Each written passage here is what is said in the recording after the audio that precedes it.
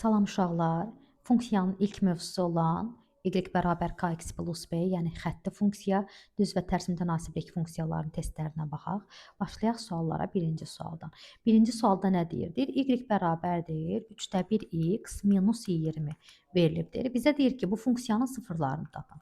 Funksiyanın sıfırını tapanda adı üstündə funksiyanı, yəni y-i sıfıra bərabərləşdirmək lazımdır. Yazıram 3də 1 x bərabərdir. Mənfi 20-ni atıram o tərəfə. Olur müsbət 20 və daha sonra da 3-ə bölmə də var da, burada düzdürmü? 3-ə bölmə o tərəfə 3-ə vurmaq kimi keçir. 20-ni 3-ə vururam, verir mənə 60. Deməli, birinci sualda cavab 60 olacaq. İkinci suala baxaq. İkinci sualda deyir ki, y bərabərdir 9 funksiyasının sıfırlarını tapın. Biz normalda funksiyanın sıfırlarını tapanda y-i sıfıra bərabərləşdirirdik, düzdürmü? Amma y-in qiyməti konkret burada 9-dur. Deməli, biz bu ifadəni sıfıra bərabərləşdirə bilmərik. Ona görə də bu funksiyanın sıfırları yoxdur. Keçək üçüncü suala. Üçüncü sualda nöqtə misallarındandır. Biz bunu dərsdə də demişdik ki, nöqtələrdə qayda nədir uşaqlar? Yerinə yaz. Başqa bir qaydası yoxdur. Deməli, verilən funksiyanın k bölü x-dir, yəni tərs mütənasiblikdir. Adam bizə deyir ki, x-in qiyməti 9, y-in qiyməti mənfi 3də 1-dir. Onda k nəyə bərabərdir? Aparıb yerinə yazaram. Y yerinə yazaram mənfi 3də 1. X-in yerinə yazıram 9, K-nın isə nə olduğunu bilmirəm. Burada K kimi saxladım. K bərabərdir. Baxın, burada 9-a bölmə var, düzdür? 9-a bölməni çarpaz vurma eləyirəm. Mənfi 3də 1-i vururam 9-a. Burada da 3 ilə 9 ixtisar gedir, mənfi 3 eləyir. Deməli, K-nın qiyməti mənfi 3-ə bərabər olacaq. Keçək, deməli, 4-cü sualı özünüz həll edirsiniz. Təbii ki, hər zaman etdiyimiz kimi. 5-ci sual yenə nöqtə misallarındandır. Yenə nöqtələrdə qaydamız nə idi? X-ı x-a, y-i y-ə yerinə yazmaq lazım idi. Y-in yerinə yazmalıyam mən mənfi 7. Bura yazıram k minus 2, x-in də yerinə yazıram mən mənfi 3. Deməli, yazıram k minus 2 nəyə bərabərdir? Mənfi 7-ni mənfi 3-ə çarpaz vururam. Neçə verir mənə? 21. Çıxma 2 o tərəfə nə cür keçəcək? Toplama kimi. K deməli nəyə bərabər olacaqdı uşaqlar? 23-ə. Keçək 6-cı suala. 6-cı sualda isə uşaqlar bucaq əmsalı, yəni k bərabərdir mənfi 0,4-ə və nöqtəni verib mənə. Deyir ki, nöqtə apsisi mənfi 2,5-dir. Ordinatı müsbət 2,6-dır. Bizdən soruşur ki, bunun tənliyini yazın.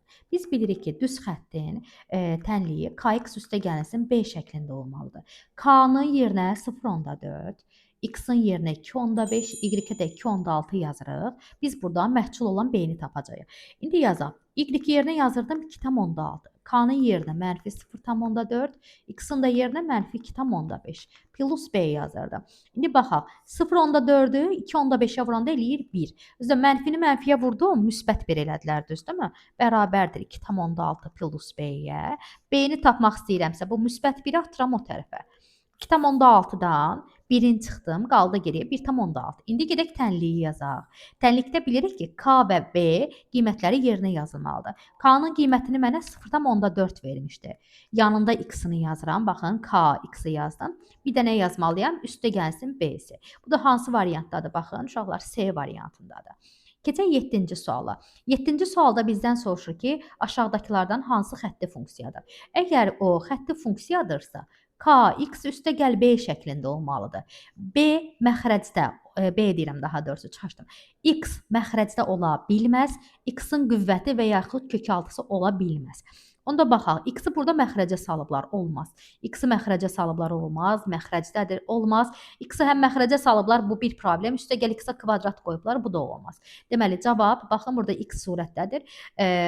X bölü 5 və burada da b-si yazılıblar. Deməli, cavab Y variantı olacaq. Keçək 8-ə. 8-ci sual koordinat başlanğıcından keçir bu düz xətt. Onda bu artıq kx üstə gəl b deyil. Kx-in elə özüdür. Yəni b-si 0-a bərabərdir. Və burada alfanı verib sənə ki, alfa 60-a bərabərdir. K isə verilən həmin o alfanın tangensinə bərabər idi. Yəni tangens 60-a bərabər idi. Bu da neçə eləyirdi? Kök altda 3. Onda y bərabər nə olmalıdır burada uşaqlar? Kök altda 3x-in elə özü. 9-cu sualda da alfanı 120 dərəcə veribdilər bizə. Onda k bərabərdir tangens 120. Çevirmə düsturunun yanında tangensin 120-dəki qiymətini tapırıq ki, mənfi kökün altında 3-ə bərabərdir. Onda mənim tənliyim mənfi kökün altında 3 x-a bərabər olacaq. Bu da bizdə C variantındadır. Gedək 10-cu suala. 10 ilə 11 oxşardır. Onu mən eləyirəm. Deməli bizə deyir ki, K-nın və B-nin işarəsini tapın. K-nı necə tapırdıq uşaqlar? Qrafik üzü yuxarıdırsa, ki burada baxın qrafik üzü yuxarıdır. Artandır da, düzdürmü? Artandırsa K müsbət idi. K-ya müsbət qeyd elədim. Bəs B-ni necə tapırdıq? B, Y oxunu kəsdiyi yer idi. Y oxunu yuxarıda mı kəsib aşağıda mı? Baxın, X oxuna nəzərən Y-i kəsdiyi yer, baxın, Y-in aşağı hissəsindədir. Deməli, B-si isə mənfidir. Nə çıxdı cavabımız? K müsbət, B mənfi. Bu da B variantındadır. 11-i özünüz həll eləyirsiniz. Gedək 12-yə. 12-də nə verilibdir bizə? Funksiyanın x oxunu, bir də y oxunu kəsdiyi yerlərin koordinatı verilibdir. Funksiyamda kx üstəgəlsin b-dir. Bizə deyir ki, k-nı tap, b-ni tap. Əvvəlcə ona aydınlığa gətirək. Yuxarıda da dedik, b y oxunu kəsdiyi yerin ordinatıdır. Yəni b 5-ə bərabərdir. K-nı tapanda isə nə eləyə bilərik? Əgər düz xəttin 2 dənə oxu kəsdiyi yerin koordinatları verilibdirsə, onda bu necə tapılırdı? K-nı tapmaqdan ötürü y-i kəsdiyi yerin x-i kəsdiyi yerə nisbətini götürürük də, ya y0, x0 kimi də deyə bilərsiniz, ya da elə y-in x-a əks nisbəti kimi götürürəm. Deməli, yazıram k nəyə bərabərdir? Mənfi işarəsini qoydum. Y-i harda kəsibdir bu? 5-də. X-i harda kəsibdir? Mənfi 5-də. Mənfi nə eləyəcəklər? Müsbət. 5-i də 5-ə böləndə nə verdi? Bizə 1. Deməli, k-nın da qiymətini neçə tapdıq? 1. İndi bu adam bizə deyir ki, k üstə gəl B cəmini tap. 5 plus 1 bərabər olur nəyə? 6-ya. Bildikmi? K-nı tapanda deməli, Y-in kəsdiyi yerin x oxunu kəsdiyi yerə əks nisbəti götürülür. B isə elə Y-i kəsdiyi yerin özünə bərabərdir. Gedək 13-cü suala. 13-də nə verilibdir? Deyir ki, düz xətt verilibdir. Bu düz xəttin qrafiki üzərində elə bir nöqtə var ki, onun apsisi ordinatına bərabərdir. Deməli, y-i x-ına bərabərdir. Onda biz y gördüyümüz yerə x yaza bilərik. Yazıram x bərabərdir 5-də 3x üstə gəlinsin 4. Bu x-i atıram o tərəfə. 1x çıx 5-də 3x bərabərdir 4. 1-dən 5-də 3 çıxanda qalırmı mənə 5-də 2? 5-də 2x bərabərdir 4-ə. 2 ilə 4 ixtisar gedir, 2 qalır. 5-i də 2-yə çarpaz vururam. X nəyə bərabər olur? 10-a. Bəs bunun ordinatı nəyə bərabər idi? Bayaq nə demişdi misal bizə? Dedi ki, x ilə y bir-birinə bərabərdir. Baxın, demişdi, absis ordinatına bərabərdir. X-i 10-a bərabərsə, deməli y-i də 10-a bərabərdir. Daha sonra nə istəyir? Koordinatlarının cəmi. Yəni, x ilə y-nin cəmi. 10 üstə gəl 10, verəcəkdir bizə 20. 14-cü sual oxşar sualdır. Uşaqlar özünüz həll edirsiniz. Və 15-ə baxaq. 15-ci sualda uşaqlar hiperbola verilibdir. Üstə gəldə 1-ci və 3-cü rüblərdən keçir. Bu, k bölünsün x-dır. Üstə gəldi. 1-ci, 3-cü rüblər də yerləşibdirsə, bunun k-sı müsbətdir. Məsəl üçün, k-sı ola bilər 1, 2, 3, 5 və s. Amma əsas nəyi nəzərə alırıq? K-sı müsbət olsun. Bax, bu x kvadratı funksiyasıdır. Bu kök 6-dır. Bu üstlü funksiyadır, bu da xətti funksiyadır. Onda bunlardan uyğun olanı elə bizim axtardığımız kimi tərs mütənasiblik funksiyasıdır. O da k bölü x. K-sı müsbət olan 1 götürüblər burada. Cavabımız onda B variantı olacaq. Davam edək 16-cı sualdan. 16-cı sualda da yenə k bölü x və ya b bölü x funksiyaları verilibdir. Bizə deyir ki, k-nın və ya b-nin işarəsini tapın. Burada əslində hər biri k-nı təmsil edir. Sadəcə olaraq qarışmasınlar deyə birinə k hərfi ilə işarə edirlər, birini b hərfi ilə. İndi baxın, k olan neçənci rüblərdə yerləşib uşaqlar? 1-ci, 3-cü rüblərdə. Deməli, bunun işarəsi müsbət imiş. B olan funksiya harda yerləşib? 2-ci, 4-cü rüblərdə. Deməli, bu B olan funksiyanın da bucaq əmsalı, daha doğrusu burada B-nin qiyməti mənfi olmalıdır. Deməli, K olan müsbətdir, B olan mənfidir. C variantı götürürük. 17-ci sual oxşar sualdır. Özünüz həll edirsiniz. Keçək 18-ci suala. Deməli, 18-də bizə nə verilibdir uşaqlar? 18-də deyir ki, y bərabərdir ax, yəni bunlar bir kx və kx funksiyalarıdır daha doğrusu. Həm ax da düz mütənasiblik funksiyasıdır, bx da. Çünki hər ikisi də koordinat başlanğıcından keçibdilər və b-si sərbəst səthi yoxdur bu ifadələrin. İndi bizə deyir ki, bunların a ilə b-nin müqayisəsinə əsasən, baxın, a da mənfidir, b də mənfidir. Modul a modul b-dən kiçikdir. Buna lori dildə nə deyirdik uşaqlar? A-nın rəqəmi b-nin rəqəmindən kiçikdir. Və sizdən soruşur ki, aşağıdakı qrafiklərdən hansısı bunlara aiddirlər?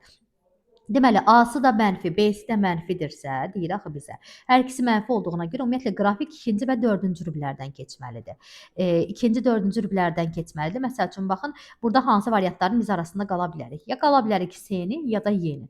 Çünki bu A variantına baxın, məsəl üçün. Burada B-ni 1-ci, 3-cü rüblərdən keçirdiblər, olmazdı. Burada da elə A-nı da, B-ni də hər ikisini hətta 3-cü rübdən keçirdib, olmaz.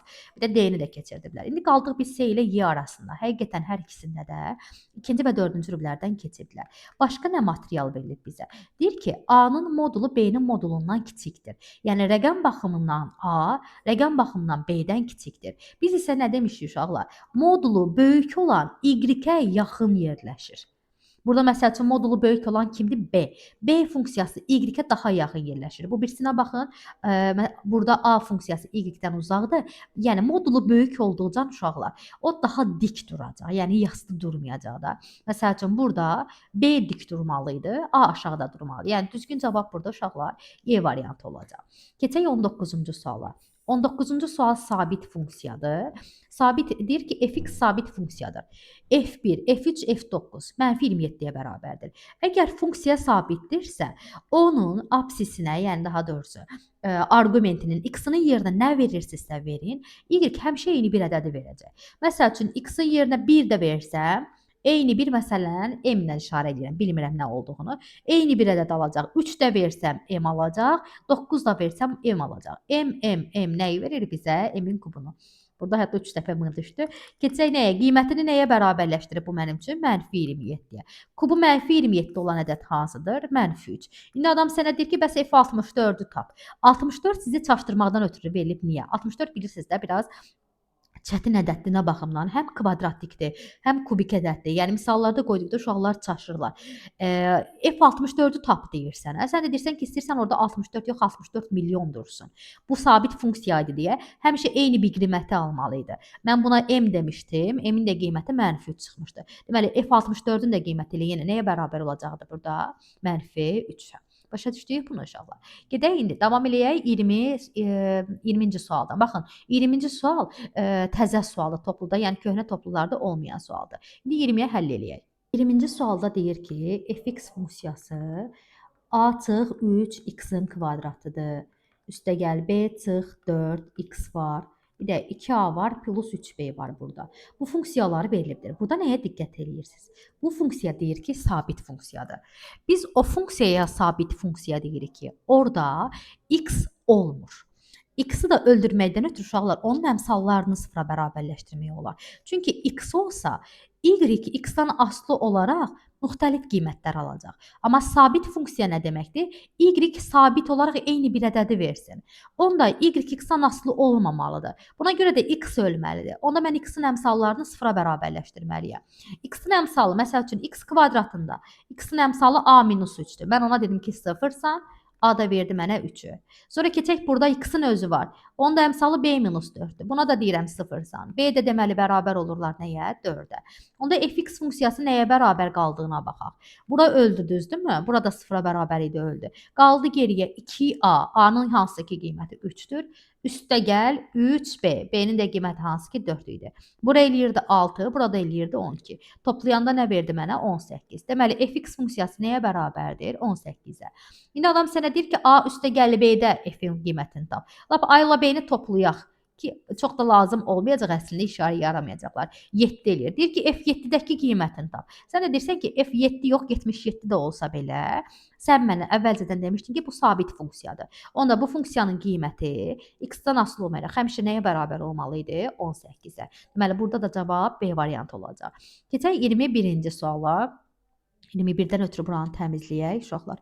Deməli, nə verilibdir? Yenə sabit funksiya çıxdı qarşımıza. Uşaqlar, sabit funksiya verilibdir. Kx üstə gəl 5 bərabərdir 5x minus 25-ə. Ümumiyyətlə, formul olaraq belə bir şey deyim uşaqlar sizə. Ax üstə gəl b yuxarıdadır. Cx üstə gəl d də aşağıda, məxrəcdə dursa. Bu formada, yəni kəsr ifadələr verilsələr, bunun sabit funksiya olması üçün A-nın C-yə nisbəti B-nin D-yə nisbətinə bərabər olmalıdır. Yəni, burada belə bir tənasüb yaranmalı idi. Onda yazıram. X-in burada əmsalı neçədir? K. Aşağıda x-in əmsalı neçəyə bərabərdir? 5-ə. Bərabərdir.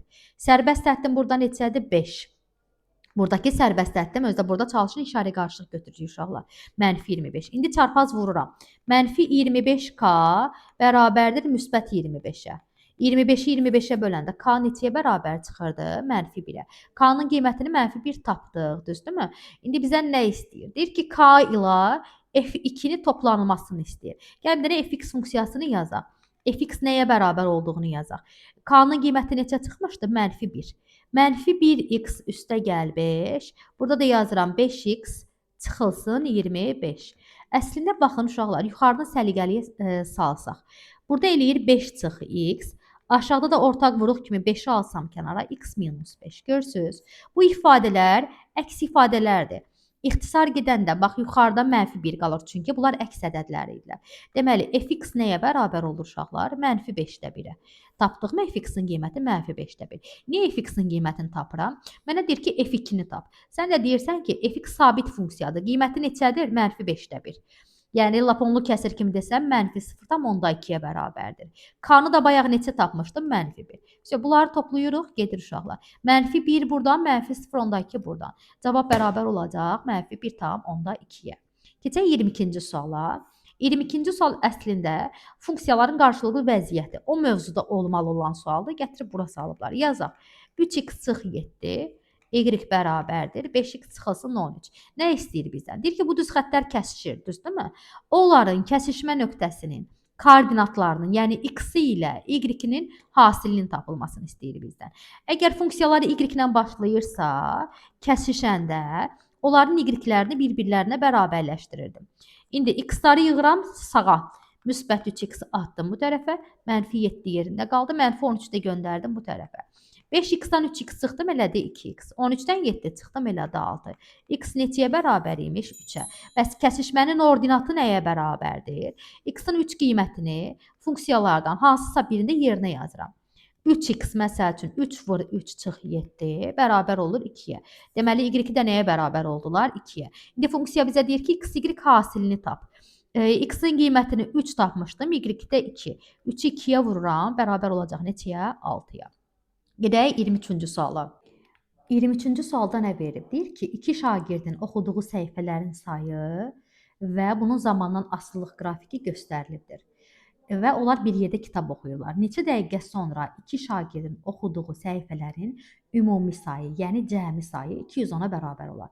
Gəlin götürək birinci F şagirdini. Bunun oxuduğu səhifələrə baxaq. 18 səhifə oxuyubdu 20 dəqiqə ərzində. Onda 1 dəqiqədə nə qədərini oxuyar bu? 18 bölünsün 20. Bunu da məsələn 2-yə ixtisar eləsək, 2-yə ixtisar versəm burada nə qalacaqdı? 9, burada qalacaqdı 10. Gedək ki, J şagirdinə, J-yə bu nə eləyibdi? Bu da 15 səhifə oxuyubdu 30 dəqiqə ərzində. 1 dəqiqədə nə qədər oxuyubmuş deməli? 15 bölünsün 30. Bunu da məxrəci 10-la ortağı olsun deyə 3-ə ixtisar eləyirəm. Yəni əslində birbaşa 15-ə də ixtisar eləyə bilərdim. 3-ə ixtisar eləyirəm ki, rahat ədədlər olsunlar. Qeyd elədikmi bunları uşaqlar? İndi F şagirdi 1 dəqiqəyə 10-da 9 oxuyur, J isə 10-da 5 oxuyur. Gəlin bunlar birgə görək. 1 dəqiqədə nə qədərini oxuyurlar? 10-da 9, üstə gəl 10-da 5. Mənə nə verəcək bu? 10-da 14. 1 dəqiqə ərzində 10-da 14 səhifə oxuyurlar bunlar. Bəs neçə dəqiqə o keçsəydi, yəni bunu neçə dəqiqəyə vursaydım, qiyməti bərabər olardı 210-a. Vurma o tərəfə bölmə kimi keçir, düzdürmü? 210 böl 10-da 14. Bölməni də tərsə vurmaya çevirirəm. 210 bura, 14 bura, 10 bura. Burada da 210 ilə 14-ü ixtisar eləyə bilərik. Deməli, 14-ə bölmək olar 210-u. Nə qalır geriyə? 21-in içində 14-ü bir dəfə, 70, 70-də 5 dəfə. 15 buradan, 10-da buradan. 15-i ona vurdum, deməli, bərabər oldular nəyə? 150-yə. Bir də gedək üstündən uşaqlar. Demişdik ki, 18-i səhifəni 20-yə dəqiqəyə oxuyur. Deməli, dəqiqədə 10-da 9 səhifə idi. Bu birisi. 15 səhifəni oxuyur 30 dəqiqə ərzində. 1 dəqiqədə oxuyurdu 15 bölünsün 30. Bunu da məxrəc sadəcə olaraq bura ilə ortağı olsun deyə. Çünki mən onu toplayacağam. Bir də ortaq məxrəcə gətirməklə əlləşməyək də. Elə 3-ə ixtisar elədim. 10-da 5. İndi x-inin bir yerdə birgə oxuduğu vaxta baxıram. X-i birgə 1 dəqiqə ərzində onda 14 səhifə oxuyur. Onda neçə dəqiqəyə vursan bunu, səhifələrin ümumi sayı 210-a bərabər olar. X-in də qiymətini tapırıq ki, X 150-yə bərabər olacaqdır. Deməli 23-cü testin cavabı 150 olacaq. 24-cü suala baxaq uşaqlar. Deyir, qrafikdə eyni gücə malik olan işçi sayı və onların eyni işi yerinə yetirmə müddətləri arasındakı asılılıq veriblər. Qısaca işçi sayı ilə zaman. İşçi sayı ilə zaman necə asılıdırlar uşaqlar? Tərs mütənasib kəmiyyətlər idilər, düzdürmü? TMK deyirdik bunlara. Tərs mütənasib kəmiyyətlərdə də kəmiyyətlərin hasili bərabər olurdular. İndi nə verilibdir bizə? Əvvəlcə baxaq. Son cümləyə keçməmişdən qabaq baxaq nə verib bizə. Deməli 10 dənə işçi n+1 gündə bir işi yerinə yetirilir. N dənə işçi isə n+7 gündə bu işi yerinə yetirilir və işçi sayı ilə zaman tərs asılı olduğuna görə. Niyə tərs olduqlarına keçmişdik də biz uşaqlar. Deməli, çünki işçinin sayını artırdıqca onlar bir-birlərinə kömək eləyəcəklər və işi qısa vaxtda yerinə yetirəcəklər. Yəni, əgər sən işçi sayını 3 dəfə artırsan, işi yerinə yetirmə müddəti 3 dəfə azalacaq. Onda tərs mütənasibdirlər deyə birbaşa vurma kimi yazıram. Yazıram 10n + 10. N-i nə vururam eləyir? N-in kvadratı. N-i 7-yə vururam eləyir 7. N-in kvadratı plus 7n. Bu müsbət 10 o tərəfə nə cür keçir? -10 şəklində. Bu müsbət 10 da o tərəfə -10 kimi keçir. Bir dənə baxaq görək nə qaldığına. 7-dən 10-u çıxıram eləyir 3n. Çıxılsın 10. Viye teoreminə görə kökləri tez tapa bilərik. Deməli, toplayanda -3, daha doğrusu müsbət 3, burada mənfi gördük də. Toplayanda 3, vuranda -10. Eləyən ədədlər. Toplayanda 3, vuranda -10-dursa, n ya 5-ə bərabərdir, ya da -2-yə bərabərdir. Düzdürmü? 2 dənə kökü var idi. Sadəcə olaraq nə işçi sayı, nə zaman, heç biri mənfi ədəd ola bilməz deyə n-in qiyməti olaraq 5 götürürük. İndi aparıb yerinə yazaq. Bura neçəyə bərabər oldu? 5 demişdi də bizə, düzdürmü? 5 üstə gəl 1 eləyir neçə? 6. Deməli, 10 işçinin 6 gündə gördüyü iş var. İndi gedək cümlənin, daha doğrusu verilən misalın ikinci cümləsinə. Deyir ki, bu asıllıq verilibdir. 20 işçi həmin işi neçə günə yerinə yetirər? İndi mən birinci ifadəni götürürəm. İstəsəz ikincinə götürə bilərdiniz.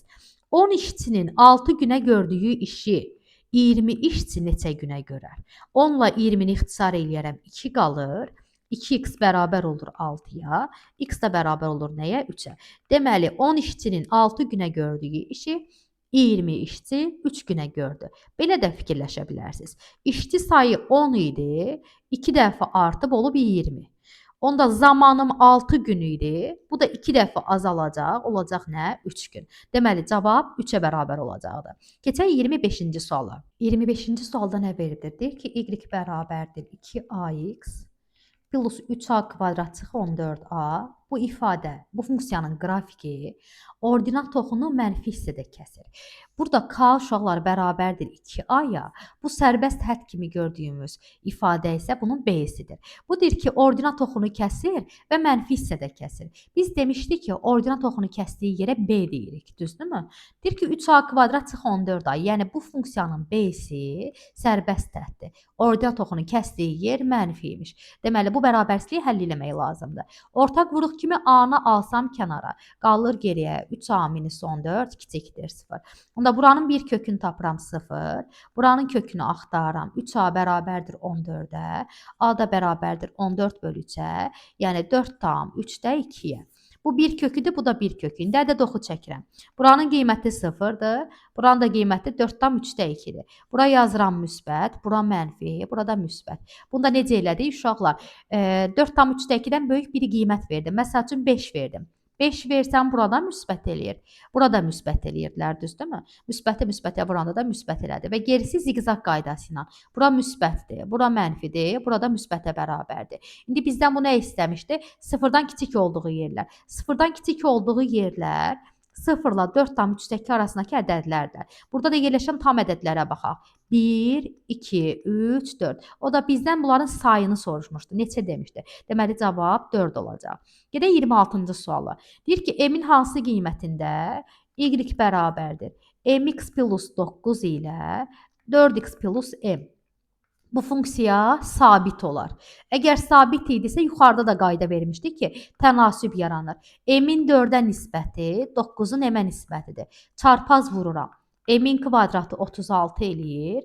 M də bərabər olur plus minus 6-ya. O isə bizdən M-in yalnız müsbət qiymətini soruşmuşdu. Deməli, cavab A variantı olacaq. Gedək 27-ci suala. 27-ci suala baxaq. Uşaqlar, uyğunluq sualıdır. O da gəlin bunun bir-bir hər variantını əvvəlcə səliqəli vəziyyətə salaq. Birincisində nə veribdir? 2x üstəgəl 3y bərabərdir 5 deyibdir. Əvvəlcə gəlin bunu y bərabərdir kx üstəgəl b şəklinə gətirək. 3y bərabərdir. Y-i tək saxlamaq lazımdır bunun üçün. 2x-i atıram o tərəfə eləyir -2x. 5 də yanındadır, müsbət 5 şəklində eləyir. Bölürəm 3-ə. Eləyir -3-dəki x və 5-i də bölürəm 3-ə. Bu birincisidir uşaqlar. Qurqalaq itməsin. Keçək ikincisinə. 3x üstə gəlinsin 3y bərabər idi -1-ə. 3y bərabərdir. Müsbət 3x-i yenə göndərirəm o tərəfə və 3-ə bölürəm. 3-ə böldüm, çıxılsın 3-də 1. Bu da mənim ikinci funksiyamdır və gedək ən axırıncı üçüncü funksiyaya. Bunları ayıraq bir-birlərindən qarışmasınlar. Bu ikincisi idi, bu birincisi idi. İndi də üçüncüsünü yazaq. Üçüncüsündə nə verib? 3x üstə gəl 2y bərabərdir 0-a. 2y bərabərdir -3x-a. Y də bərabərdir -1,5x-a. Bu da bunun cavabı olacaqdır. İndi gedir nəyə? Bir-bir variantları uyğunlaşdırmağa. Qrafiki koordinat başlanğıcından keçir. Koordinat başlanğıcından keçirsə kx şəklində olmalıdır. Məsəl üçün, bax, bunlar kx plus b-dir. İkinci də həmçinin, amma üçüncüyə baxın, kx şəklindədir. Deməli, A variantı üçüncüyə uyğun gəldi. Keçək nəyə? Bucaq əmsalı -1,5-dir. Bucaq əmsalı -1,5 olan da üçüncüdədir. Yəni, K-sı gedir söhbət. 1,5 idir. B variantı da üçüncüyə uyğun gəldi. Tapdıqcan silək. C variantı. Qrafiki 1-1 nöqtəsindən keçir. Nöqtədən keçir deyirsə, yerlərinə yaza bilərik ki, qiymətini tapaq. Məsəl üçün, birincidə yoxlayaq. X-a 1 versəm, eləyir -3-dəki. 3-də 5-dən də 3-də 2-ni çıxanda 3-də 3 eləyir, düzdürmü? O da elə 1-ə bərabərdirlər. Deməli, C variantı birincisinə uyğun gəldi. Absis oxunun müsbət istiqaməti ilə 135 dərəcəli bucaq əmələ gətirir. Onda tangens 135 mənim K-ma bərabərdir. Tangens 135-də də qiyməti -1-dir. Hansı funksiyada K -1-dir? İkincidə. Deməli, D variantı ikinciyə uyğun gəldi. Gedək Y variantına. Qrafiki -1 3-də 2 nöqtəsindən keçirdi. Üçüncüyə baxım, deməli, -1 versəm eləyər müsbət 1,5 ya da 2-də 3 eləyər. 3-də 2 eləməz. Sonra bu birisinə baxaq ikinciyə. X-a -1 versəm, -1, qabağına da bir dənə mənfi var. Eləyirmi mənə müsbət 1. 1-dən də 3-də 1 çıxanda 3-də 2 eləyirdi. Deməli, ikinciyə uyğun gəldi Y variantı. Burada yazdıq Y variantı getdilər. Gedək 28-ci suala. 28-ci sualda nə verir bizə? Deməli, K müsbət, B müsbət olduğu da və s. filan onların qiymətlərini bizdən soruşurdular. Birincisində K da müsbətdir, B də müsbətdir. K müsbət, B müsbət. Bir dənə bunların keçdiyi rüblərdən gedir söhbət. K-sı müsbət, B-si müsbət. Qrafik çəkək. K müsbətdirsə artır, B müsbətdirsə Y oxunu yuxarıdan kəsir. Bu neçənci rüblərdən keçir? Baxın, birinci, ikinci, üçüncü rüblərdən. Deməli, buna uyğun gələn variant B variantı idi, sildik getdi. K mənfi, B mənfi. Deməli, qrafik azalandı, K mənfidir deyə. B-si də mənfidir deyə aşağıdan keçir. Bax, buradan keçən və azalan qrafik çəkirəm. Bu neçənci rüblərdən keçər? 2, 3, 4. D variantı bura uyğun gəldi. D-ni də sildik getdi. K bərabərdir 1, B də bərabərdir 0. Deməli, bu Y bərabərdir X funksiyasıdır. Y bərabərdir X funksiyası da qrafiki birinci, üçüncü rüblərin təmbirləni olmalı idi. A variantı bura uyğun gəldi. Başqa nələr var baxaq. İkinci, dördüncü rübün təmbirlənidir desəydi, Y bərabərdir -X funksiyası olmalı idi. Hansı ki, baxın, 29-da qarşınıza çıxacaq sizin. Bir də absis oxunun müsbət istiqaməti ilə kor bucağı əmələ gətirir. Kor bucağı əmələ gətirənlər azalan funksiyalardır, yəni K-ları mənfi olanlardır.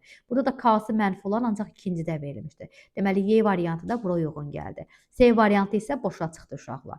29-cu sualı ona baxıb oxşar qaydada özünüz həll edirsiniz. Keçirik indi 30-cu suala. 30-cu suala baxaq. Uşaqlar, nə veribdir bizə 30-da?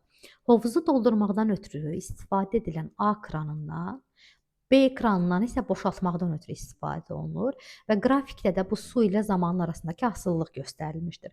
İndi bir dənə baxaq. A kranı doldurur, yəni A müsbət iş görür. B isə mənfi iş görür. Deməli A kranı 2 saat ərzində nə qədər su doldurur? 18, deməli nə ilə verib? Kub metrlə. Hə. 2 saat ərzində 18 doldurursa, əgər onda 1 saata nə qədərini doldururmuş uşaqlar? 9 litr götürün də istəyirsiniz. 9 litr doldururmuş. İndi gedək ikinci krana. İkinci kranın B kranıdır. B kranın 3 saat ərzində 15-in boşaldırdı. Əgər 3 saatda bu 15 litr boşaldırsa, 15 litr. Onda 1 saatda gördüyü işə baxaq. 15-i 3-ə bölürəm. 5 litr boşaldırmış. Bu da kimdir? B kranı. 1 saata 9'unu A doldurur, B isə 5'ini boşaldır. İndi yazıram. Onda 1 saat ərzində bu 9 doldururdu, bu birisi amma 5 boşaldırdı. Onda 9'dan 5 çıxdım. 1 saat ərzində nə qədər kran, daha doğrusu hovuz dolurmuş? 4 litri. Da yenə deyirəm, ölçü vahidini özüm dilimizə rahat olsun deyə dəyişdim. Deməli 4 litr 1 saat ərzində su doldurur. İndi keçək nəyə? Hər iki kran eyni zamanda açıq qalsa, 8 saat açıq qalsa. 1 saata nə qədər doldururdular? 4 litr. 8 saata nə qədərini doldurur? 8-i vururam 4-ə. Deməli 32 litrini doldururmuş bu. İndi bu bizdən nə istəyir? Deyir ki, bu açıq qalarsa, həcmi 50 olan boş hovuzun neçə faizi su ilə dolar? Deməli, hovuzun öz həcmi 50-dir, amma 32-si doludur. 32 50-nin neçə faizidir? Baxıram. Bunlar ixtisar gedir. 2, 32-ni də 2-yə vurdum, 64. Deməli, neçə faizi dolarmış uşaqlar bunun? 64 faizi dolu olarmış. Bu 30-cu sualdır. Keçək 31-ci suala. 31-də nə veribdir bizə? Deyir ki, baxın burada kx verilibdir əslində. K yerinə nə yazıb? A kvadrat çıx 10-a üstə gəlsin 16. Bu mənim k əmsalımdır. X üstə gəl 9 minus a kvadratı. Bu da mənim üçün b-dir. Nə istəyir? Deyir ki, bu funksiyanın qrafiki yalnız və birinci və ikinci rüblərdən keçir. Kx üstə gəlinsin b funksiyası. Qrafiki normalda koordinat başlanğıcına keçidə bilərdi əgər b-si 0 olsaydı. İstənilən bir düz xəttdir və bu düz xətt 3 rübdən keçməli idi. Amma bu deyir ki, yalnız birinci və ikinci rüblərdən keçsin. Onda yalnız birinci və ikinci rüblərdən keçirsə uşaqlar, bu x oxuna paraleldir. Və bunun tənliyi, yəni bu funksiyanın tənliyi y bərabərdir b düz xəttidir. Baxın, onda belə deyə bilərsiniz. Ümumiyyətlə bu absis oxu ilə əmələ gətirdiyi bucaq 0 dərəcədir də, düzdürmü? X oxuna paraleldirsə, onda tangens 0 dərəcə götürülür. O da 0-a bərabərdir. Və yaxud da ki, qısaca belə deyim. Əgər funksiyanın qrafiki, yəni qrafik paraleldirsə x oxuna, onda bunda k bərabər olmalıdırlar nəyə? 0-a. Deməli, bunun k-sını bərabərləşdirəcəm 0-a. A kvadrat minus 10-a plus 16. Bu mənim funksiyamın k-sı idi. Bunu bərabərləşdirdim 0-a. Viyyətə görə toplayanda 10, vuranda 16. Hansı ədədlərdir? A ya 2-yə bərabərdir, ya da 8-ə bərabərdir. Tapdıqmı bunu? Keçək nəyə? Bir də başqa nə demişdik? Yalnız 2 rübdən keçdiyinə görə dedim ki, k-sı 0 olmalıdırlar. Başqa nə deyibdir? Yalnız birinci və ikinci rüblərdən keçir. Deməli, x oxuna paraleldir, üstə gəl də yuxarıdan paraleldir. Y oxunu kəsdiyi yerə də mən b demişdim, düzdürmü? Deməli, k-sı 0-dır, b-si də müsbət olmalıdır. B dediyim də kimdir uşaqlar burada? 9 minus a-nın kvadratı. Bu da nə olmalıymış bizdə? Müsbət olmalıyıq. Əslində bu bərabərsizliyi həll etməyimizə ehtiyac yoxdur. Yəni vaxt getməsin. Yerlərinə qiymət verməklə yoxlaya bilərəm. Əgər mən 8 versəm, 9 çıx 8-in kvadratı, yəni 9 çıx 64 mənfi eləyər. Mənə isə müsbət olan lazımdır. 2 versəm, 9 çıx 2-nin kvadratı 5-dir. O da müsbət eləyərmiş. Deməli, a-nın qiyməti neçəyə bərabər oldu? 2-yə. Onda bu misal üçün qeyd kimi nə yaza bilərik? Əgər funksiya yalnız birinci və ikinci rüblərdən keçirsə, onda k-sı daha doğrusu 0-a bərabər olmalıdır. Yəni, bucaq əmsalını 0-a bərabərləşdirəm. Üstə gəl də birinci, ikinci rüblərdən keçəndə b-si müsbət olmalıdırlar. Məsəl üçün, aşağıdakı misal üçün onda belə bir şərt verə bilərəm. Bu da deyir ki, yalnız 3-cü və 4-cü rüblərdən keçir. Belə bir şey olmalıdır. Onda yenə, yalnız 2 rübdən keçirsə, k-sı 0-a bərabər olmalıdır. Aşağı rüblərdən keçirsə, b-si mənfi olmalıdır. Bu formada qeyd edirik. Gedək 33-cü suala. 33-dən ötürü burada bir dənə yer açaq. Deməli, nə verilibdir? Baxaq. 33-cü sualda K'sı bərabərdir 4m çıxılsın m kvadratı üstə gəlsin 12-yə. B'si bərabərdir 10m çıxılsın m'in kvadratı çıxılsın 16-ya. Bu deyir ki, bu funksiyanın qrafiki verilibdir. Buna əsasən m'in ala biləcəyi qiymətlərin cəmini soruşur bizdən. Daha doğrusu tam qiymətləri. İndi bir dənə əvvəlcə burada bizə nə lazımdır? Baxaq. K'nın və B'nin dəqiq nə olduğunu bilə bilmərik. Çünki oxları kəsdiyi nöqtələr filan heç nə verilmir. Bizə burada lazımdır yalnızca onların işarəsi. Baxın, qrafik artandır. Ona görə K'sı müsbətdir. Y oxunu da yuxarıda kəsib. Deməli B'si də müsbətdir. Mən onda bu hər iki bərabərsizliyi həll eləməliyəm. Yazıram. Mənfi m'in kvadratı, birinci m'in kvadratı ilə başladım. 4m üstə gəlsin 12 müsbətdir. Bunu mənfiyə vurum ki, m'in kvadratı müsbət olsun. 4m çıxılsın 12 mənfidir. İntervallar qaydası ilə köklərini tapaq. Deməli, viyyətə görə toplayanda 4, vuranda mənfi 12 eləyən ədədlər. Mənfi 2 ilə müsbət 6 olacaq. Ziqzaq qaydası ilə M-ə 6-dan böyük bir qiymət verib yoxlasaz, məsəl üçün 7 verib yoxlasaz, görərsiniz ki, bura müsbətdir. Onda bura mənfidir, burada müsbətdir. Bizə nələr lazım idi? Sıfırdan kiçik olduğu yerlər. Deməli, mənfi 2 ilə müsbət 6-nın arasındadır. Biz bununla nəyi tapdıq uşaqlar? K-nın işarəsini, daha doğrusu K-nı müsbət eləyən M ədədlərini tapdıq. Gedək B-yə. B də müsbət olmalı demişdik, düzdürmü? B-də baxın, burada gördüyümüz ifadədir. Mənfi m kvadratı ilə birinci başladım. M kvadrat üstə gəl 10m çıxılsın 16 müsbət olmalıymış. Dedik axı K müsbət, B müsbət olurdu. Mənfiyə vururam. M çıxılsın 16, daha doğrusu üstə gəl 16. Mənfiyə vurduğuma görə, mənfi 1-ə vurduğuma görə işarələr dəyişdi. Yenə viyyətə görə toplayanda 10, vuranda 16. Bu da eləyir 2 ilə 8. Yenə 9 verməklə qiymət tapsam, görürəm ki, bura müsbətdir, bura mənfidir, bura müsbətdir. Və bizə nələr lazım idi? Sıfırdan kiçiyə düşdüklər. Bax, bu bərabərsizliyə baxmayın. Yəni, böyükdür sıfırı götürməyin. Sizin bərabərsizliyiniz dəyişilibdir. Mənfiyə vurduğunuza görə kiçikdir həll eləməliyik. Bunun da cavabı nə verəcəkdir bizə? 2 ilə 8-in arasında. Deməli, bu yuxarıdakı ifadə deyir ki, sənə mənfi 2 ilə 6 arasında olsun. Aşağıdakı ifadə deyir ki, 2 ilə 8 arasında olsun. Verilən nöqtələrin hamısını qeyd edək. Baxın, mənfi 2 var, 2 var, 6 var, bir də 8 var. İndi bu məndən nə istəmişdi? Mənfi 2-dən 6-ya qədər. Bu birisi nə istəmişdi? Müsbət 2-dən 8-ə qədər. Məndən nə lazımdır? Hər ikisinin kəsişməsi. Deməli, 2 ilə 6 arasındadır. Baxın, içəriləri boş saxlamışdıq. Çünki həmin nöqtələr daxil deyillər. Deməli, 2 ilə 6 arasında olmalıdır M. Bunu da ödəyən tam ədədləri yazaq. 3, 4, bir də 5. Bir də bunların cəminə baxaq. 3 plus 4, 7. 7 plus 5 də bərabər olurlar neçəyə? 12-yə. Deməli, ifadənin qiyməti 12-yə bərabər olacaq. Bu 33-cü sual idi. 34-cü suala 34-də deyir ki, fx funksiyası xətti funksiyadır. Onda fx kx üstə gəlsin b şəklində olan bir funksiyaymış. Daha sonra nə deyir? Deyir ki, x-in yerinə 3x minus 5 yazsam.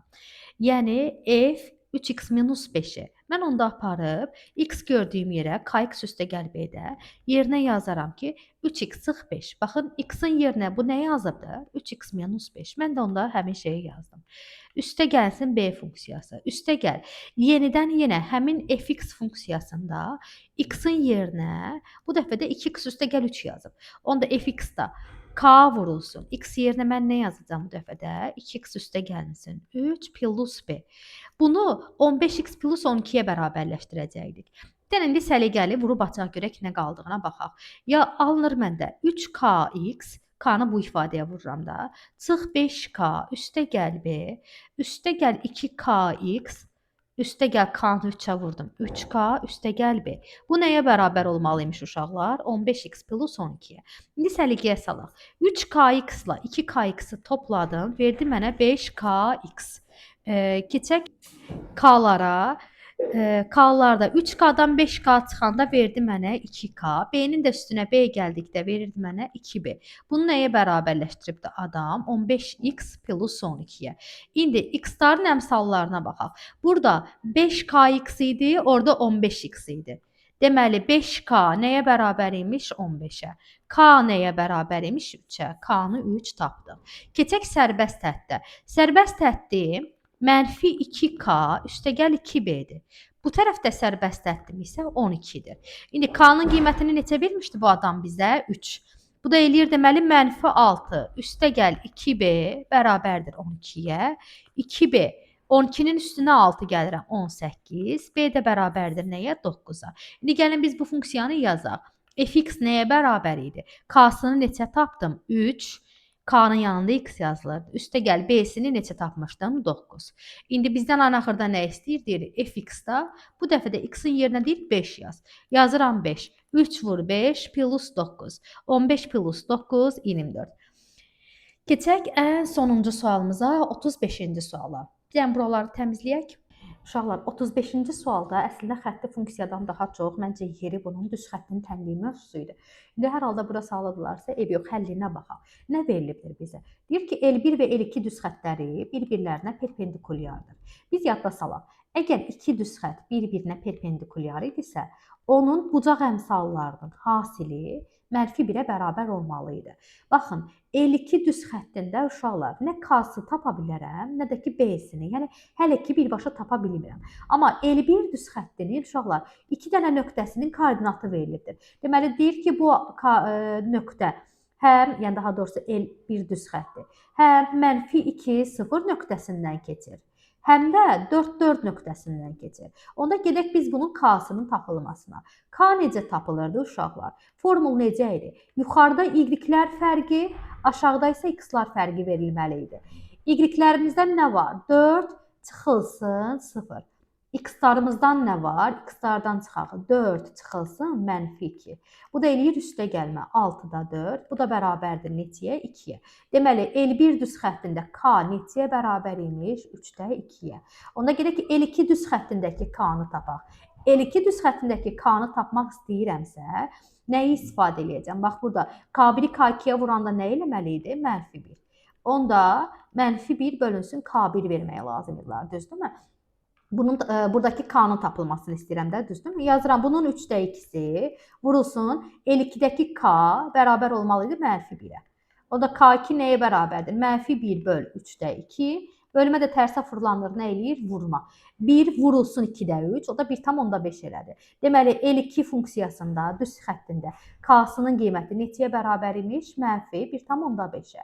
Amma düz xəttin tənliyi necə olmalı idi uşaqlar? Kx üstə gəl B olmalıdır da, düzdürmü? Bu mən K-nı tap desəydilər, birbaşa 1,5 yazardım. Amma bu məndən tənliyin tapılmasını istəyir. Onda mən götürərəm həm 4-4 nöqtəsini, həm də ki K-nın qiymətini. Bu deməli hansı nöqtədən keçmişdir? 4-4-dən. X-in yerinə 4, Y-in yerinə 4, K-nın yerinə də 1,5 yazmaqla B-ni də tapa bilərik. Yazıram, Y-in yerinə 4 yazdım. K-nın yerinə 1,5 yazdım. X-in yerinə də 4 yazdım, üstəgəl B yazdım. Nə verir bizə? Baxaq, 4 bərabərdir. 1,5-i 4-ə vuranda -6 edir. Amma bu -6-nı o tərəfə göndərəndə nə verəcəkdir bizə? 10 eləyəcəkdir. Deməli, B nəyə bərabərdir? 10-a. K-nı da neçə tapmışdım? -1,5. İndi adam mənə demir, L2-nin tənliyini yaz. Y bərabərdir. -1,5 x üstə gəlsin 10. Ətraflı yazı sualıdır deyə cavabı bu formada yazmalısınız. Deməli uşaqlar, xətti funksiyalar mövzusunun testləri ancaq bunlardan ibarət idi. Köhnə toxluda test sayı daha çox idi bildiyim qədərilə. Burada indi sualların əksəriyyəti 9-cu sinif kitabına atılıbdı deyə azaldılıbdı. Ətraflı suallardan ötürü, məsəl üçün ətraflı yazı suallarında məsləhət görərdim ki, 9-cu sinif kitabındakı suallara da mütləq baxasınız. Çünki imtahana o suallar da düşürlər. İnşallah burada izah etdiklərimin hər biri sizə aydın oldu. Bu qədər.